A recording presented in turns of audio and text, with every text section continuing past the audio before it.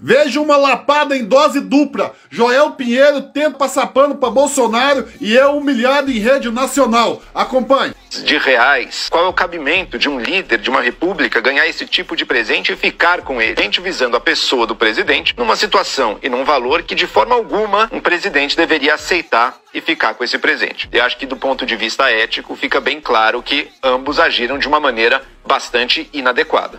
Ô Joel, só para lembrar, na questão de Bolsonaro não foi de bom grado. Bolsonaro fez uma operação, inclusive tentando desviar o comportamento da Receita Federal, mandando um avião particular para resgatar as joias. O que a gente está falando de Lula é uma questão de 2005, que havia uma outra regra. Então acho que a gente, além de colocar numa questão temporal de 2005 para 2022, a gente tem que colocar também o que aconteceu. O Bolsonaro foi indiciado pela Polícia Federal. Mas a devolução, não, só um segundinho. Ele foi indiciado pela Polícia Federal por crimes de peculato, associação criminosa e por lavagem de dinheiro. E a gente viu que o chefe da Receita estava lá sendo pressionado, que teve um avião. Eu não estou dizendo que é certo um lado ou outro ficar com um relógio ou com as joias, mas a gente também tem que colocar o peso nessa história toda. É diferente um relógio de 60 mil reais em 2005 ou uma joias que 5 milhões depois foi recalculado como operação feita pelo Mauro Cid, que está preso, federação premiada, para resgatar as joias. Tem muito paralelo também nos fatos, não nas opiniões, mas nos fatos jornalísticos entre a joia do Lula e a joia do Bolsonaro, né, jornalisticamente falando. Um foi numa época em que não havia regras, o outro foi numa época em que havia regras. E tanto se Bolsonaro efetivamente tem bom grado, tem boa vontade, a pergunta é, ele não simplesmente disse que as joias estavam...